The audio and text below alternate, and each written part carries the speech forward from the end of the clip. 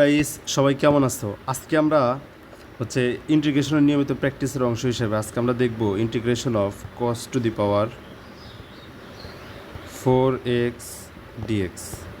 এটার ইন্টিগ্রেশন দেখব।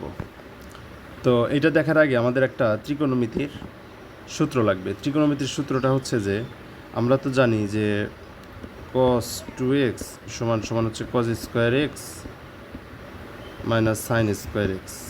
এটা তো আমরা জানি। তো 1 + cos 2x যদি লিখি তাহলে দেখো কি হয়। 1কে আমরা লিখতে পারি cos square x plus sine square x, আর cos 2x সমান cos square x minus sine square x. তো প্লাস সাইন স্কোয়ার এক্স আর মাইনাস সাইন স্কোয়ার এক্স কাটা গেলে থাকে হচ্ছে 2 cos স্কোয়ার এক্স। তো এটা থাকে। তো এই সূত্রটাই আমাদের এখানে ব্যবহার করতে হবে। তো চলো আমরা ব্যবহার করি। দেখো ইন্টিগ্রেশন অফ, এইখানে দেখো, হ্যাঁ, ইন্টিগ্রেশন অফ 1/4, আর এখানে আমরা লিখতে পারি 2 cos square x D x. X পর্যন্ত লিখি 2 cos স্কোয়ার এক্স, এটার উপরে একটা স্কোয়ার দিই ডিএক্স। দেখো এই রাশি আর এই রাশি সমান। কেন সমান? কারণ 2-র উপরে স্কোয়ার দিলে হচ্ছে 4 হয়, আর 4 আর 1/4 কাটাকাটি যায়, গেলে হচ্ছে cos two the power 4x থাকে। তো সমান সমান সমান সমান আমরা কি লিখতে পারি? ইন্টিগ্রেশন অফ 1/4 আর 2 cos স্কোয়ার এক্স, এই রাশিটাকে আমরা কি লিখতে পারি? যে 2 cos স্কোয়ার এক্স সমান সমান 1 + cos 2x লিখতে পারি। 1 + cos 2x, তার উপরে স্কোয়ার স্কোয়ার রেখে দেবো আমরা ডিএক্স।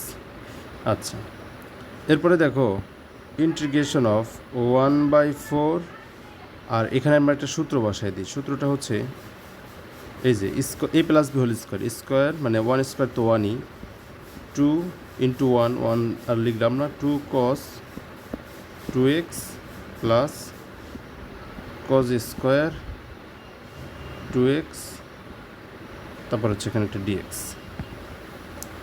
এটা সমান সমান আমরা কি লিখতে পারি? ইন্টিগ্রেশন অফ 1/4 রেখে দিলাম। আর দেখো এই রাশিটা তো সম্পূর্ণ ঠিক মতোই আছে, আর কি ঠিকভাবেই আছে। তো এখানে আমরা লিখবো হচ্ছে যে 1 + 2 cos 2x এ পর্যন্ত আমরা রেখে দেব।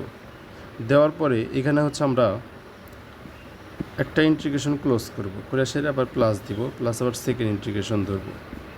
1/4 রেখে দেব, আর হচ্ছে cos স্কোয়ার 2x রেখে দেব, এখানে একটা ডিএক্স রেখে দেব। আচ্ছা, তো ইন্টিগ্রেশন তো যে পার্টস বাই পার্টস আলাদা করে দেওয়া যায়, তো আমরা আলাদা করে দিচ্ছি আর কি, আর কিছু না। তো এইটুকু ইন্টিগ্রেশন করলে কী হয়? এইটুকু ইন্টিগ্রেশন করলে দেখো 1কে ইন্টিগ্রেশন করলে হচ্ছে এক্স, তাহলে x/4, আচ্ছা x/4 প্লাস, আচ্ছা এখানে দেখো 2 cos 2x। তো cos 2xকে ইন্টিগ্রেশন করলে কী হয়? সাইন এক্সকে ডিফারেন্সিয়েশন করলে যদি cos x হয়, তাহলে cos xকে ইন্টিগ্রেশন করলে হচ্ছে সাইন এক্স হবে। তো সাইন 2x, আচ্ছা সাইন 2x, আর 2xকে আবার ডিফারেন্সিয়েশন করে ভাগ দিতে হবে ইন্টিগ্রেশনের রুলস অনুসারে। তো 2 দিয়ে এখানে ভাগ দিলাম। আচ্ছা, এখন 1/4 আছে, 1/4-এর আবার এখানে একটা 2 আছে, এই যে 2। তো 2 দিয়ে 1/4 ভাগ দিলে আর একটা 2 আসে, নিচে 2 আসে আর কি, সেই 2 দিয়ে এখানে গুণ করে দিলাম, শেষ। আচ্ছা, প্লাস এইখানে দেখো আবার ওই যে সেম কাজটা করতে হবে। সেম কাজটা মানে হচ্ছে এই যে ইন্টিগ্রেশন অফ 1/4-এর কাছে আমরা লিখবো হচ্ছে যে 4 × 8 লিখলে এখানে আবার হচ্ছে 2 cos স্কোয়ার এক্স আসবে, 2 cos স্কোয়ার 2x আসবে এবার ডিএক্স। তো 2 cos স্কোয়ার 2x ডিএক্স সিম্পলভাবে আমরা করে ফেলবো ইনশাল্লাহ। আচ্ছা, দেখো এবার আচ্ছা এখানে দেখো সমান সমান x/4 রেখে দিলাম, প্লাস সাইন 2x / 4 রেখে দিলাম, প্লাস এখানে দেখো 2 cos স্কোয়ার 2xকে আমরা কী লিখতে পারি? ইন্টিগ্রেশন অফ 1/8, আর এখানে লিখতে পারি হচ্ছে 1 + cos 2x, অর্থাৎ cos স্কোয়ার এক্সকে লিখতে পারি 1 + cos 2x, তাহলে এখানে হচ্ছে 1 + cos 4x হবে, 1 + cos 4x, ওকে ডিএক্স।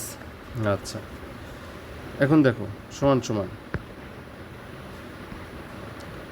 আচ্ছা, x by four plus sine 2x/4 plus,